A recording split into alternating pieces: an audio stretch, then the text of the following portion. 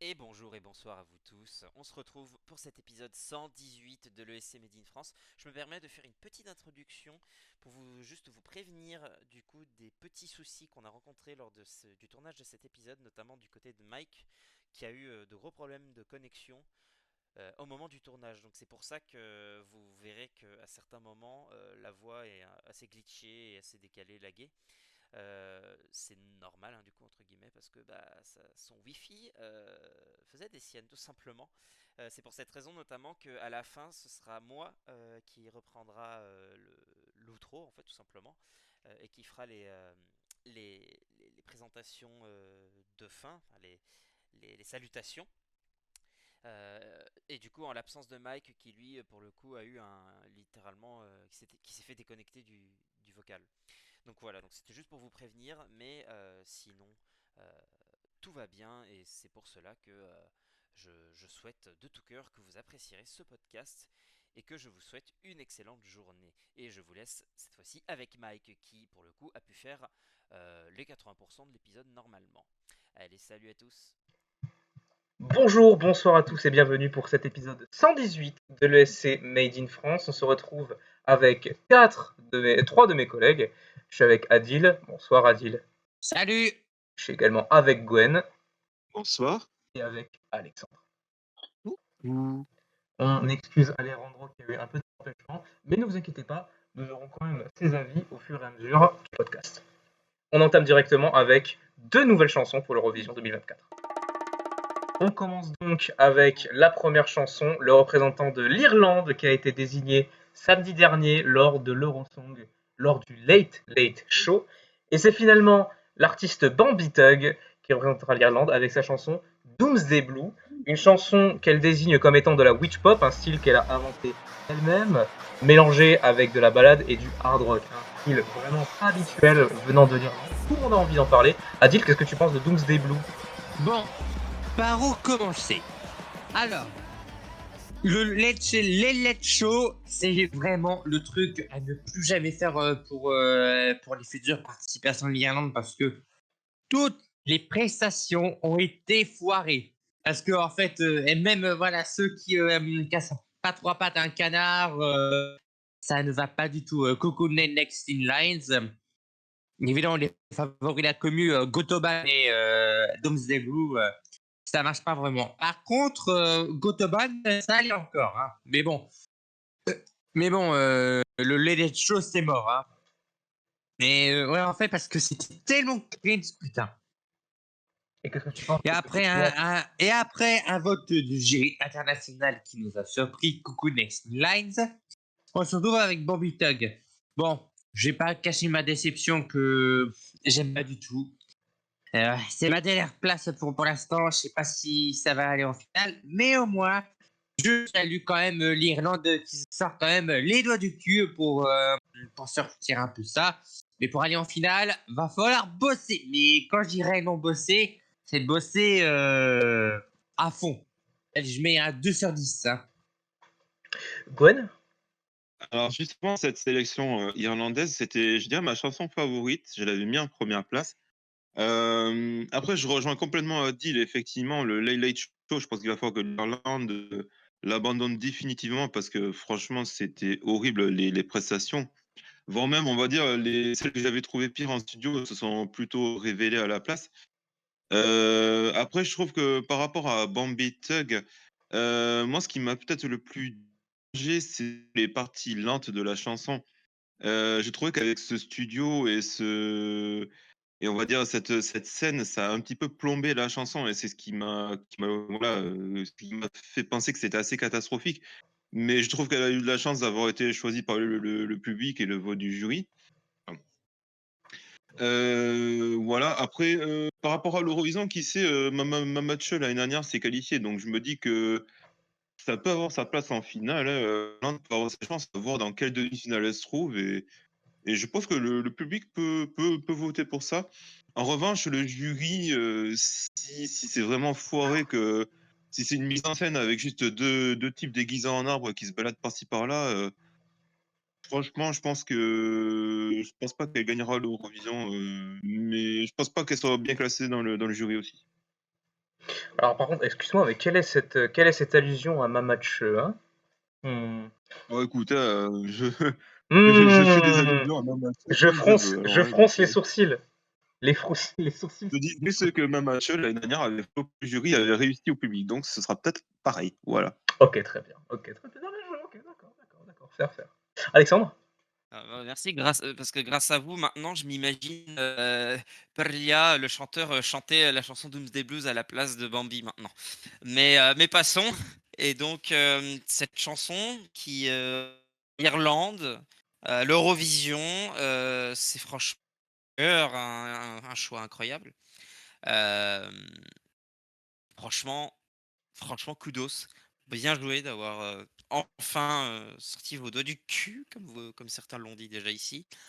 Maintenant, effectivement, il y a du travail à faire, mais franchement, c'est très, très, très, très, très encourageant.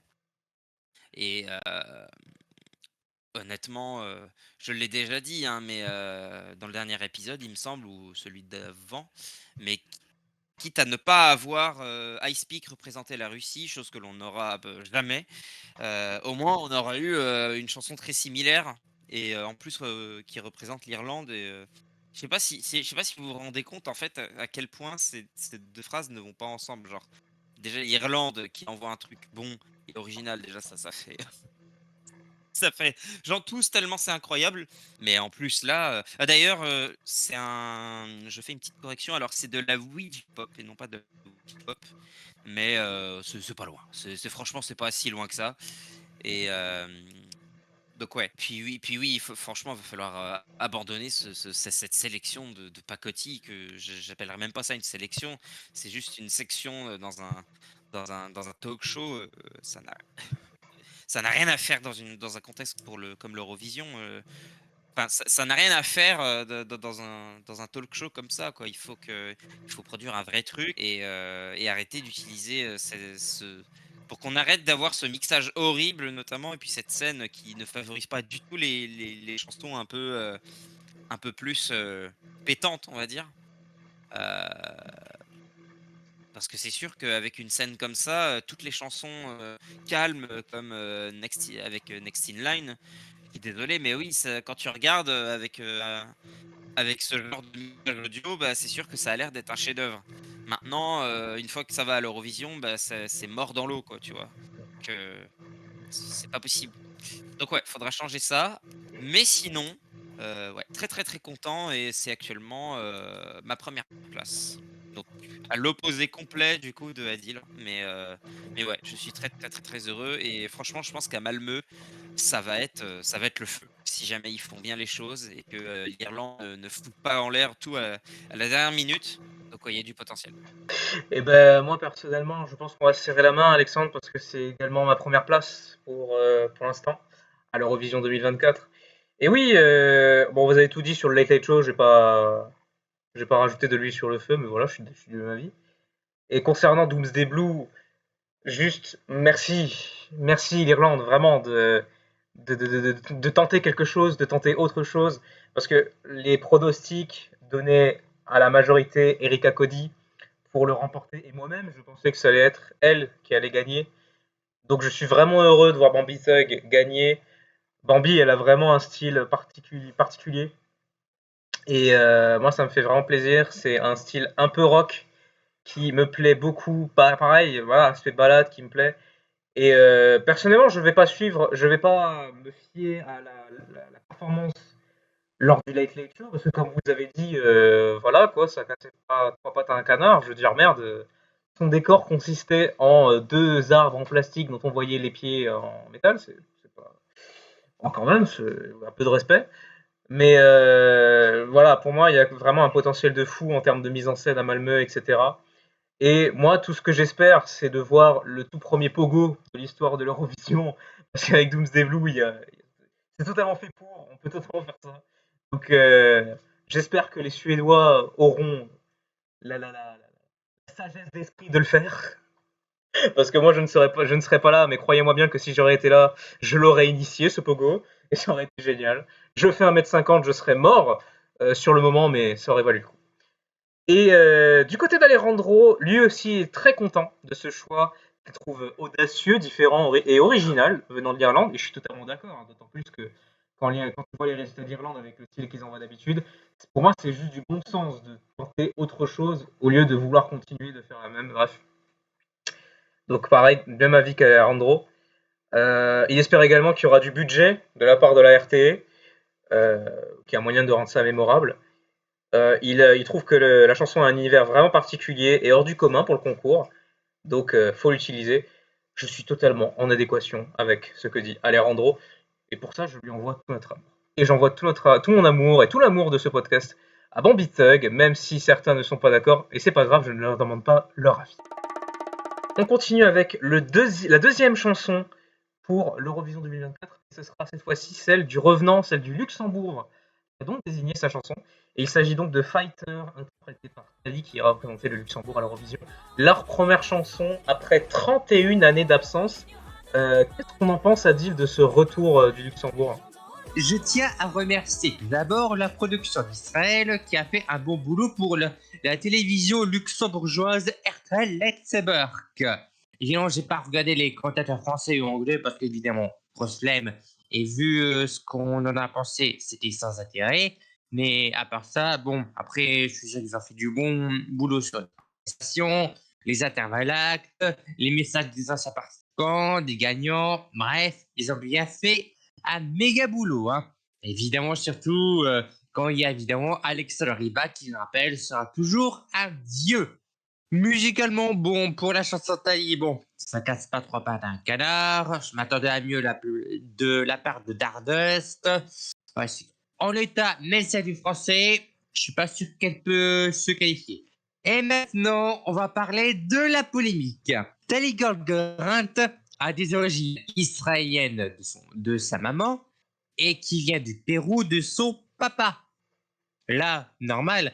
Sauf qu'on a vu que, sachant pour son frère qui est en train de combattre dans l'armée, à cause du conflit israélo-palestinien, qu'on est obligé de soutenir son pays dans les heures sans que traverse. Certes, c'est le évidemment. On t'attaque évidemment de sionisme qui évidemment, certes, rétablit évidemment, je vais pas rentrer dans le sujet, mais bon, je laisse pas ce mot. En fait, c'est un mouvement politique et religieux visant à l'établissement puis à la consolidation d'un État juif en Palestine. Évidemment, je ne me prononce pas là-dessus, je ne veux pas me faire cancel. Et tu rajoutes à ça que évidemment les Israéliens étaient les escoliers qui a produit les paroles que t'as les favorisés, les danseurs sont tous d'Israël, ils ont pour noix qui râlent. Bref, tout pue l'arnaque et le complot à plein. Je ne prononcerai pas Stali et force à toi parce qu'en fait j'ai l'impression que la commune devient antisémite. Merci, Adil. Gwen? Passer après Adil qui a tout ce qu'il vient de dire, c'est un peu difficile. C'est chaud, là, c'est chaud. Bon, on en vient à la sélection. Moi, je suis très déçu de la part du Luxembourg. Ils avaient quand même une très très belle chanson pour pouvoir bien se placer pour la demi-finale de l'Eurovision qui était à Creek avec Drawing in the Rain. Je suis assez déçu que les jurys ne l'aient pas mieux classé. Même j'aurais pensé le contraire. Je pensais que peut-être que le public ne venait pas la passer première. Et je suis assez satisfait qu'elle soit première, au contraire. Après, parlant de Tali Fighter, je trouve qu'elle est assez surcotée. Même je trouvais que les fans l'ont surcotée, surtout par rapport à Slimane. Slimane, quand même, a une voix de dingue, alors qu'elle, elle a une voix un peu quelconque. Même sa chanson est très quelconque aussi. Franchement, bon, elle peut se qualifier pour la finale, mais si elle se qualifie, je pense que ça va être justesse. Bon, j'ai un peu craché sur le Belge l'année dernière et au final, il a fini 7ème, donc je pense que tout est possible pour eux. À voir, mais bon, voilà. Par contre, c'est vrai que oui, pour le côté israélien, peut-être qu'elle aura peut-être un peu chaud aux fesses à Malmö, mais à voir. Bon, après, je veux dire, tout le monde crache sur Israël, donc c'est un peu étonnant que tout le monde ne crache pas trop sur elle quand même. Oui, bon, si jamais il y a Israël dans la même. C'est peut-être un petit cadeau pour essayer d'aller en finale. Hein. Parce que, on rappelle, c'est une Eurostar. évidemment, les origines sont un peu évoquées. Alexandre? Très content également pour le Luxembourg qui revient après 31 ans avec un banger, on peut le dire. Une chanson efficace en français, avec de l'anglais, mais voilà, c'est final, la boucle est bouclée. Vocalement quand même, sur la partie où elle descend dans l'octave, bon, on sent que là c'est compliqué de suivre, mais bon en même temps c'est un peu logique. Essayer de chanter, de descendre, de chanter une note en dessous à chaque mot, à chaque syllabe que vous prononcez, bon, j'aimerais bien vous voir. Mais ouais, c'est très, très, très bon. C'est juste, je suis juste un peu gêné par cette victoire parce que alors je veux pas non plus, je suis pas là à la blâmer, juste parce que, à cause de ses origines. Mais moi, je trouve ça un peu, déplacé alors en soi qu'elle soutienne son frère et tout, enfin je trouve ça normal parce que c'est sa famille et on aurait tous fait pareil. Maintenant le dire en public durant une conférence de presse, surtout dans le contexte actuel, honnêtement, vraiment culotté et vraiment mal placé. Donc malgré tout, je ne suis pas convaincu sur le fait qu'elle soit sans sens unioniste. Mais j'ai pas envie de rentrer trop sur ce débat-là. J'ai envie surtout de la chanson du Luxembourg et non pas de Israël 2, mettons. Donc ouais. Mais sinon, je suis assez content de ce choix en espérant quand même peut-être que Tal et Chicoli ne produisent pas le show l'an prochain, même si malheureusement, je pense qu'il faut pas trop se faire d'illusions là-dessus.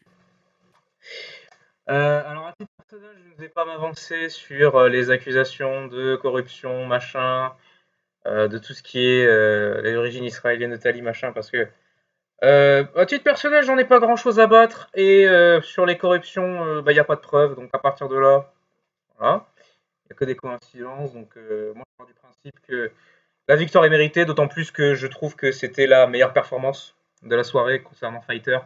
Vraiment, je l'ai trouvé vraiment impeccable, maîtrisé, avec de bonnes chorégraphies, une bonne maîtrise de la voix du côté de Tali. Donc voilà, à partir de là, je ne me pose pas plus de questions que ça. Et moi, je suis juste content que le Luxembourg envoie du français pour leur retour. Et j'avais un petit doute là-dessus. D'autant qu'il n'y avait que 2 chansons sur les 8 qui étaient en français. Ils ont pris l'une d'entre elles, donc j'en suis satisfait. Alors évidemment, moi j'aurais préféré Creek, que je trouve, je préfère de la Running in the Rain. Mais voilà, quoi, je veux dire, voilà, Tali a eu la meilleure performance. C'est aussi simple que ça. Donc je suis très content. Vraiment, je suis très content de ce retour du Luxembourg et je suis très satisfait de leur sélection nationale, qui, je trouvais vraiment qualitative. Avec une superbe scène, de bonnes mises en scène, plein d'invités super. Enfin, je veux dire, il y avait Vicky Leandros, il y avait Alexander Rybak, il y avait Anne-Marie David. Vraiment, c'était vraiment top, quoi. Vraiment, j'ai passé un excellent moment devant le Luxembourg Song Contest. Donc vraiment, moi j'espère que ça va bien se passer pour Tali, qu'il n'y aura pas de problème, parce que oui, j'ai l'impression que pour certains, ça part limite pour le coup dans l'antisémitisme le pur en fait. Donc, Ouais, non, là, oui.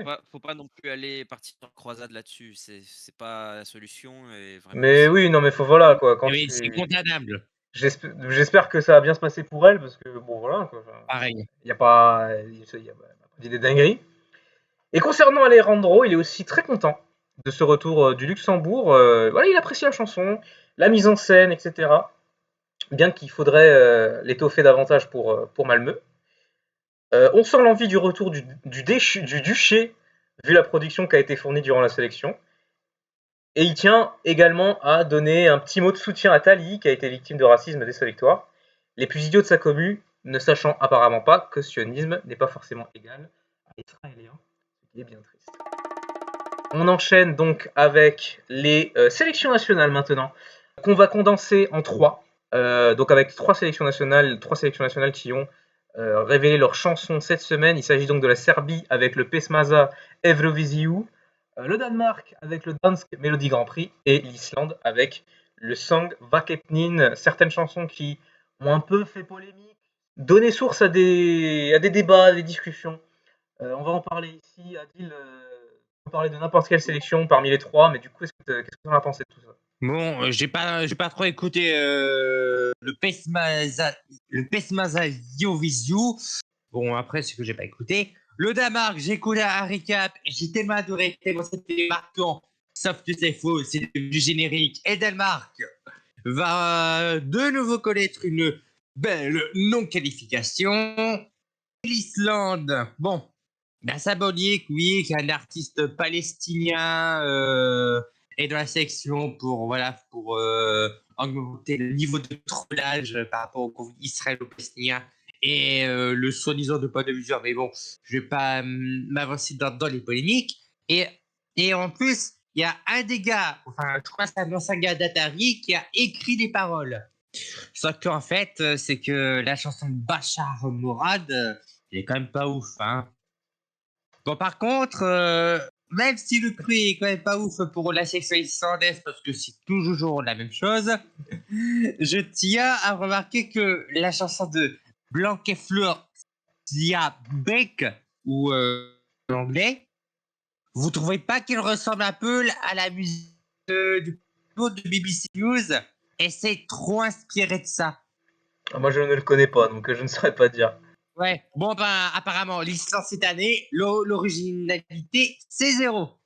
Gwen, est-ce que tu as envie de dire un petit truc sur ces sélections? J'ai rien écouté, donc rien à dire. Ça marche, Tant allez. mieux. Bon, bah, au moins c'est clair. Au moins c'est clair. Alexandre, Ouais.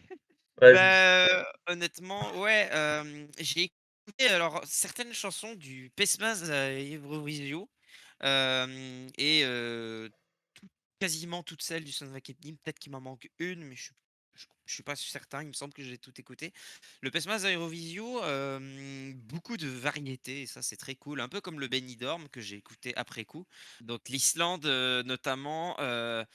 Alors l'Islande, ça m'intéressait surtout évidemment pour notre Bachar Mourad, qui du coup, pour ceux qui ne sauraient pas, avait fait un featuring avec Atari en 2019. C'était la chanson Cléfi. Et donc j'avais hâte d'écouter ce titre pour le Song Marketing. Et j'avoue que je suis un peu déçu. Malgré tout, la chanson n'est pas mauvaise, selon moi. Elle a quand même sa personnalité, elle a une sonorité un petit peu arabesque, ce qui est normal. Alors ça n'existe pas ce mot arabesque, hein, vous avez compris ce que je veux dire. Euh, et Effectivement, ça, c'est. j'apprécie. Mais malgré tout, je trouve que franchement, venant de la part de la personne justement qui a fait un featuring avec Atari, surtout que les deux membres de Atari ont coécrit la chanson avec lui. Franchement, je m'attendais à un truc beaucoup plus dans le style de Cléfi, pour ceux qui ont écouté.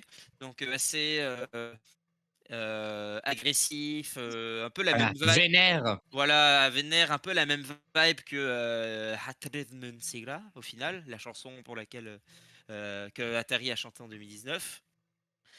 Qui était concours qui s'est passé à Tel Aviv d'ailleurs. Et donc je m'attendais à quelque chose dans cette veine-là, et pour le coup, on a quelque chose de beaucoup plus country arabe, on va dire, avec une touche arabe, ce qui au final est un peu ce que fait Bachar. Beaucoup de ses chansons sont comme ça. Mais pour l'Eurovision, je suis pas sûr que ça corresponde malheureusement. Donc je serai lui, je pense que je tenterai l'an prochain avec une meilleure chanson plutôt que de partir avec celle-ci à Malmö si jamais il gagne, parce que bah, j'ai peur que ça soit pas assez puissant, on va dire. Surtout évidemment, bah, enfin, on se doute que la présence de Bachar est évidemment un message envoyé à l'Islande par rapport à ce qui se passe avec, encore une fois, le pays dont je ne vais pas reprononcer le nom. Donc voilà. Et sinon aussi, le PZ2, bah oui, il y a beaucoup de diversité. La chanson de Constracta, j'en parlais vite fait, c'est celle qui m'a le plus marqué, mais c'est celle qui m'a le plus marqué, même si la chanson de Zoria, notamment, et puis il y avait une autre aussi qui m'avait beaucoup marqué aussi, mais la chanson de Constricta, bah, un banger aussi, un peu, je dirais un peu moins bien que Incorpore Sano, mais l'avantage de Novo Bolier, c'est que ça ressemble beaucoup plus à ce que fait Constracta dans le reste de sa discographie. notamment pour ses chansons Mécano ou Noble, que je vous conseille d'écouter, parce que ce sont des chefs-d'œuvre artistiques et qui auraient tout à fait eu leur place aussi dans le PZ2. J'ai hâte de voir la scénographie qui, j'espère, sera aussi splendide et théâtrale, pardon, théâtrale. Oh, j'ai du mal. Donc ouais, franchement très bien. Et le Dance Melody Grand Prix, j'ai pas écouté parce que vu les avis que j'ai vus sur Twitter et tout, ça a l'air de pas avoir changé et j'en ai marre que le Danemark ne se bouge pas les doigts du pion. Eh ben écoute, pour le Danemark, je vais laisser la parole à Alejandro qui a donné son avis, qui est malheureusement le seul, j'ai l'impression, qui a écouté les chansons du Danemark et c'est un peu triste. C'est un peu triste, mais lui, il est très satisfait du Danemark. Il trouve que ça renaît de ses cendres. Et bon, voilà, pour lui, il a beaucoup apprécié avec un gros coup de cœur pour Saba, qui est la favorite, pour remporter ce DMGP. Même si oui, en effet, là, pour le DMGP, il y a pas mal de gens qui ont l'avis que c'est la même que d'habitude, pas ouf, pas mieux, pas Ouais. pire. On est là, genre, c'est le genre de sélection qu'on ignore un petit peu, qui sont pas très intéressantes, etc. Écoutez, Alejandro dit que c'est bien. Le SC Made in France valide le Dance Melody Grand Prix 2024. Voilà, à partir de là. Techniquement, c'est la majorité. Techniquement, Oui. 100% du podcast approuve cette sélection. Donc voilà. Et concernant les deux autres sélections, bon, le Song Vakepnin, je trouve cette année, ils sont bloqués en 2010. Vraiment, les mecs sont bloqués en 2010 avec beaucoup d'Eurodance, vraiment voilà, une domination de l'Eurodance. Mais alors, la bonne facette de 2010. Ah, moi, je suis satisfait du son de la Kepnin. Vraiment, moi vraiment, j'ai vraiment apprécié écouter cette sélection. Elle m'a vraiment plu. Il y a vraiment une ambiance particulière pour ce son de Vakepnin qui se démarque un peu des autres sélections. Et en vrai, ouais, hein, avec cette sélection-là, ils peuvent se créer une personnalité rien qu'à eux, avec des chansons un peu bébêtes, mais vraiment, on est là pour la joie de vivre, quoi, avec des trucs bien dansants, etc. Et d'autant, voilà, qui m'ont beaucoup plu, il y a les chansons de Siga Osk et de Era Björk.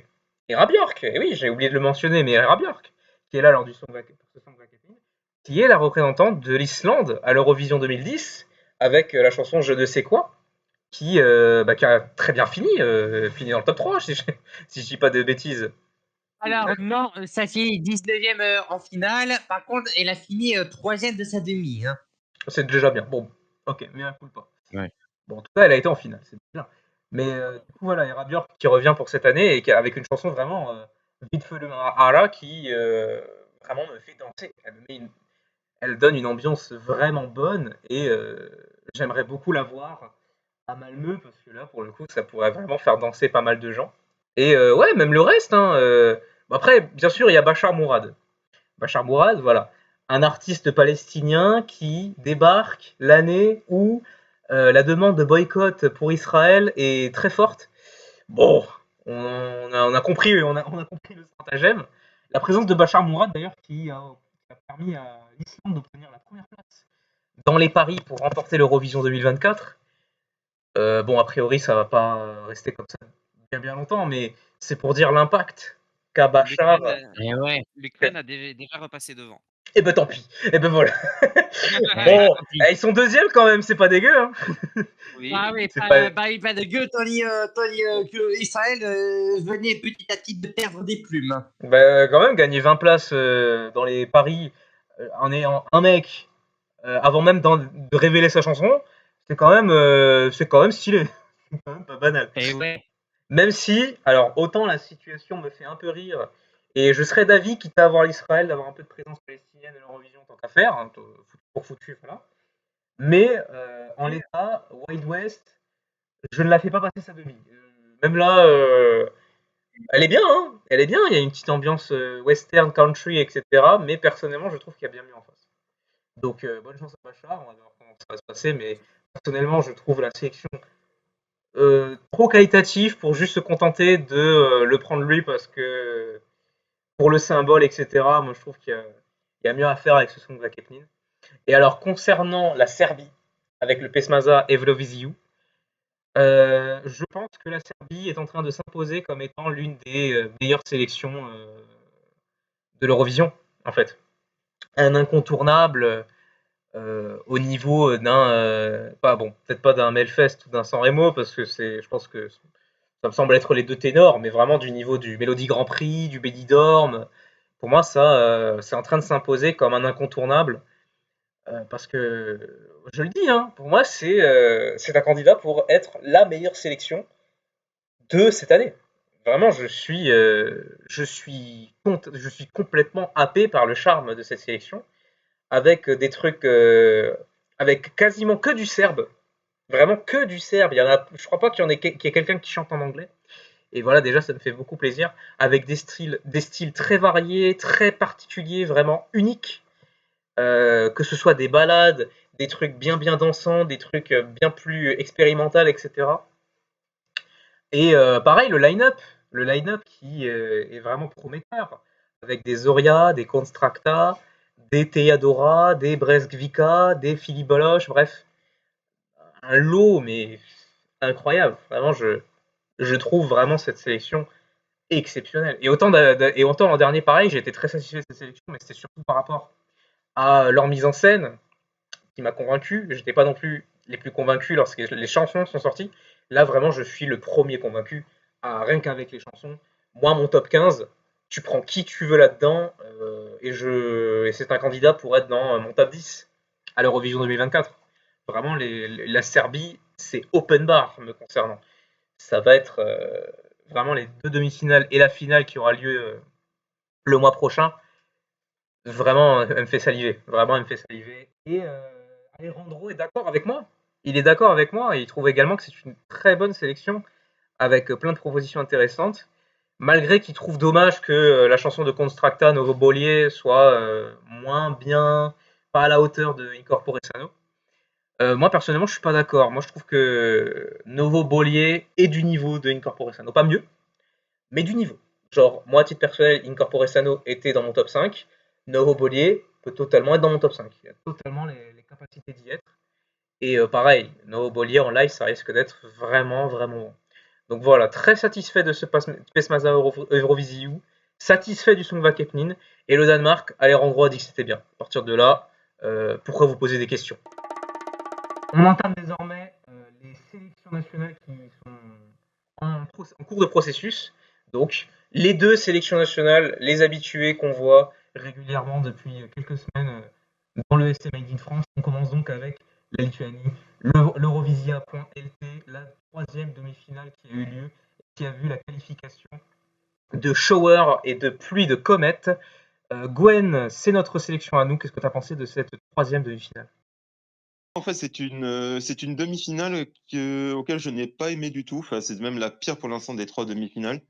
Mis à part, je dirais, pluie de comètes, le reste était vraiment à jeter. Par rapport à Shower et Impossible, personnellement, j'ai beaucoup aimé la voix du chanteur. C'était une très très belle voix. Alors, Shower and Impossible, je trouve qu'il avait une très très belle voix. Par contre, je trouvais qu'il n'était pas servi par sa chanson. J'étais très étonné de le voir à la première place du public avec plus de 2400 votes, qui est jusque-là le meilleur score. De dire ce qu'ils vont gagner, je pense que c'est peut-être un peu prématuré parce qu'ils ont fini troisième du jury. Après, personnellement, j'avais dit que j'avais adoré Pluie de comètes. Oui, c'était vraiment une très très belle chanson à la style un peu James Bond, mais avec une scénographie à la Goodbye to Yesterday, celui qui avait représenté l'Estonie en 2015. Moi, personnellement, je me serais plutôt focus sur cette chanson. Mais je me dis, il y a deux cas d'école pour la Lituanie. C'est soit une sélection, une finale qui va être très ouverte et on ne sait pas du tout qui va gagner. Et peut-être que c'est même un candidat qu'on ne va pas soupçonner qui va, comme l'année dernière, qui va gagner. Ou soit c'est peut-être un boulevard comme en 2021 pour The Roop. S'il faut, ils ont peut-être une chanson qui est canonissime, mais s'il faut, c'est eux qui vont gagner. Mais c'est un peu dommage pour moi, cette demi-finale, je pense qu'elle est peut-être ajoutée à la poubelle. Eh bien écoutez, je partais du principe que j'allais laisser simplement Gwen donner son avis, mais là je suis désolé, il faut que j'intervienne. Comment ça c'est la pire? Comment ça c'est la pire? C'est la meilleure, mais de loin, mais de loin. Vraiment à titre personnel, euh, pour les 2 dernières demi-finales, je trouve qu'on était dans un niveau assez moyen avec les qualifiés qui sont passables et le reste qui vraiment sont assez oubliables. Là, pour le coup, je trouve que la LRT doit vraiment se remettre en question sur leur manière de répartir les demi-finales parce que vraiment là, il y a 3-4 chansons, je me dis, mais putain, ça serait passé la semaine dernière, ils auraient roulé sur tout le monde, quoi. Je suis pas d'accord, parce que si on répartit les chansons, qu'on met les meilleurs ensemble et les pires ensemble, c'est pas terrible aussi. Enfin, je veux dire, les qualifiés étaient presque prévisibles, on va dire. Bah franchement, bah là pour le coup, tu peux pas dire ça étant donné que quand tu vois les résultats, c'était vraiment ultra serré. Genre plus de comètes, ils sont passés alors qu'ils étaient top, ils étaient quatrième du télévote quoi. Vraiment pour le coup, Ouais, mais c'était extrêmement serré, un tu vois. peu injuste, ça me dire. Non mais ouais, mais vraiment pour moi, il y a des chansons dans le tas, vraiment, elles méritaient pas de sortir aussitôt. Des Baltos Varnos ou des Marimo, des Sidalo ou des Ancella, pour moi, ils seraient passés la semaine dernière, ils se seraient qualifiés, hein. En vrai, j'ai eu un petit goût amer en écoutant cette demi-finale parce que vraiment, j'étais là genre, oh la vache, mais les gars, vous auriez pu un peu rendre le truc un peu plus homogène, et essayer de mettre un peu plus de caler deux trois gars la semaine d'avant, de switcher un peu parce que vraiment là, c'était vraiment une très bonne demi-finale. Vraiment, j'étais satisfait. Et concernant Pluie de comètes et Shower, oui, leurs qualifications sont méritées. Shower, pour l'instant, est ma chanson préférée en version studio. Vraiment, j'aime beaucoup Impossible, avec une instrumentale vraiment particulière, une mélodie particulière, tout en ayant un style assez classique d'un premier coup d'œil, mais vraiment, ce n'est pas le cas. Et pareil, ouais, j'aime beaucoup la voix de Shower. Vraiment, elle me fait plaisir. Et puis de Comet, pareil, un style un peu pas jazz, mais un peu blues, quelque chose comme ça, mais vraiment qui me plaît, moi perso, c'est une bonne ambiance. Et de la part de Juste Kojelite et son partenaire, Juste que j'apprécie à chaque fois ses propositions. Et là, c'est pareil avec lui de Comet. Donc, encore une fois, la Lituanie qui est en train de construire une finale assez qualitative, hein, qui me donne envie de la suivre. Et bah, j'espère que la demi-finale 4 aura une meilleure répartition, parce que là, vraiment, je suis dubitatif. On termine cet épisode sur la troisième et dernière demi-finale du Mélodie Grand Prix. La dernière donc avant la finale qui se déroulera ce samedi. Cette semaine, on a donc vu la qualification de trois nouveaux artistes, à savoir Anne Princess, Mia et Kaino.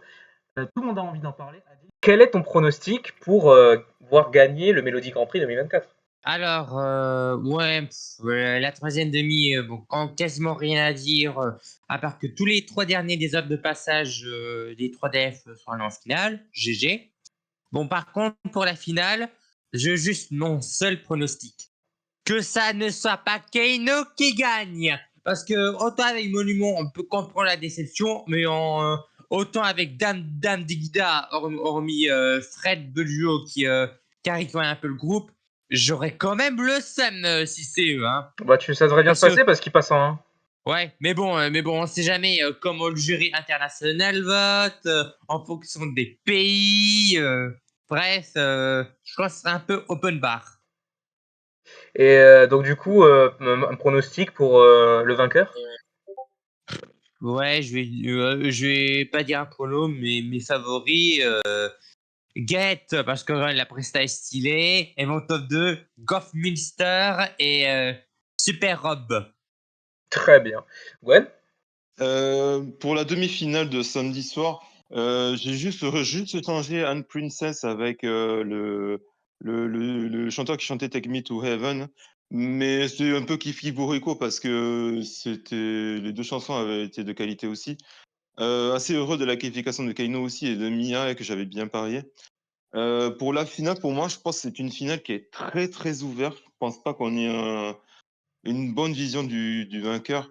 C'est vrai que ça a tous joué sur un mouchoir de poste. Moi, j'ai peut-être mis God Minister en premier, mais je sais que de toute façon que Maya Ai ou Keino ou enfin, Wolverham peut aussi justement prétendre à la victoire.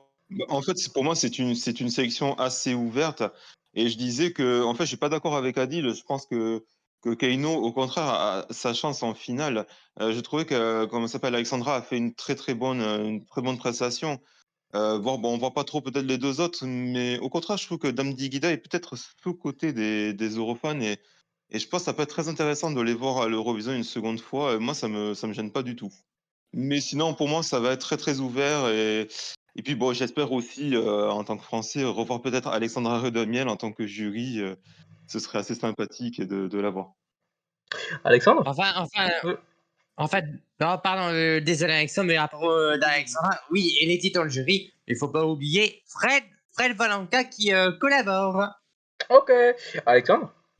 Et bah ce MGP est très intéressant parce que on a une line-up qui a l'avantage et l'exploit d'avoir du coup une chanson complètement en norvégien qui soit favorite en fait, qui soit le frontrunner parce que à l'heure où je parle du coup Gote, donc les favoris, ont 50% de chances de gagner selon les odds, les paris en ligne, suivi de près par Keino et Maya qui était à la base favorite s'est effondrée, hein, on le rappelle, à la quatrième place. Malgré tout, je pense que... alors il y a d'autres chansons très bien, hein, mais je pense que ça va se jouer entre ces trois-là. Et à mon avis, ça sera plutôt soit Maya soit Dame Digida parce que... Alors Dame Digida, la chanson de Keno, hein, du coup, je pense que ça va être compliqué de gagner vu qu'on a eu on a eu l'ordre de passage aujourd'hui et donc on a vu qu'il passait en premier, ce qui est, je suis pas sûr que ce soit déjà arrivé qu'un gagnant du MGP chante en premier. Faudrait vérifier, mais je suis pas sûr du tout. Et et à côté, du coup, on a Gote, donc favori, qui chante en septième, et Super Rob et Mayai qui sont en dernier, en huitième dans l'ordre de passage.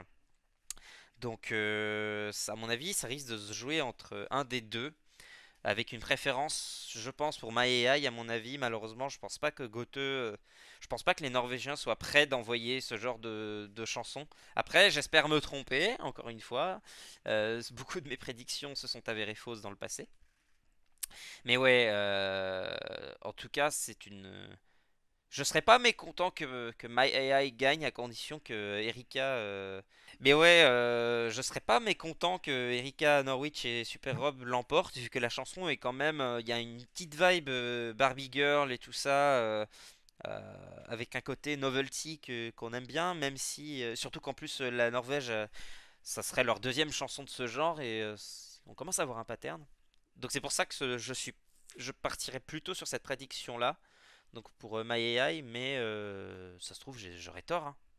Et sinon, évidemment, God Minister, même Mia et alors Margaret Berger, j'ai un peu changé mon avis sur sa chanson. Je trouve que c'est pas aussi bien que ce que je pensais au début, mais on a quand même de très bonnes options et en tout cas, je pense que la Norvège aura encore une fois une qualification pour Malmö, hein. Contrairement à la dernière fois où quand c'était à Stockholm, là ils se sont rétamés en demi-finale. Sur ce, du coup, je vais me permettre de reprendre l'outro vu que Mike a des petits soucis de direct, hein, les aléas du direct, hein, on connaît bien. C'est magnifique, hein, mais c'est pas grave. Donc, je vous remercie d'avoir suivi ce podcast. Merci Adil, hein, évidemment. Merci beaucoup. Merci Gwen.